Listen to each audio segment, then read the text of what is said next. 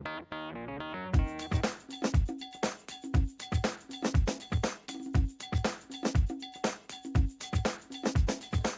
Udalak herrian enplegua eta heziketa sustatzea helburu duen enplegu zentro bat martxan jarriko du, herritar guztientzat zabalik.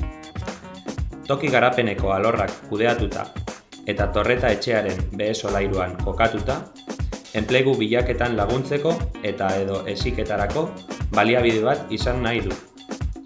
Enplegu zentroa martxan jartzeak berrikuntza sozial eta ekonomikoaren aldeko udal estrategiari erantzuten dio. Zehatz-mehatz, heziketa, ekintzailetasuna eta herritarren gaitasun pertsonal eta profesionalak sendotzen lagunduko du. Aldaketa sozioekonomikoei aurre egiteko baliabide gehiago eta hobeak emanez. Enplegu zentroak ondorengo zerbitzuak eskaintzen ditu. Heziketa baliabideen inguruko informazioa. Adibidez, heziketa ekintzak, informazio digitala eta lanbide prestakuntzak. Enplegua bilatu eta autoenplegua sortzeko baliabideen inguruko informazioa. Panel, gida, gizarte sare, prentza, albistegi sozioekonomiko eta gaiarekin lotutako gainontzeko bibliografiaren bitartez. Beste baliabide interesgarri batzuen gaineko informazioa. Hala nola, merkataritza ganbarak, sindikatuak, profesionalak eta enpresa elkarteak. Enplegu zentroaren eginkizun nagusiak honakoak dira.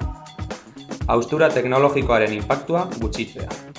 Enplegua eta heziketa bilatzeko tresna legez, erabiltzeko ohiturarik ez dutenei internetera hurbilduz. Enplegu eta heziketaren inguruko gaiekin lotutako dokumentazio funts propioa eskaintzea. Gizarte eta lan trebetasunak, lana bilatzeko teknikak, hautaketa elkarrizketak, enplegu atarien erabilera, bideo kurrikuluma, autoenplegu eta abar lantzeko talde dinamikak antolatzea.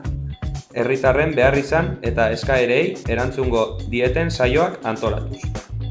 Horri guztiari zentroaren dinamizatzaileak suposatzen duen balio erantzia gehitu behar zaio. Dinamizatzaile horrek erabiltzaileen galderei erantzun eta laguntza emango die bakoitzaren autonomia mailaren arabera. Ermuko Udaleko toki garapen alorretik herritar guztiak animatzen ditugu beraiei laguntzeko dagoen zerbitzu berri honetara etorri eta erabiltzen.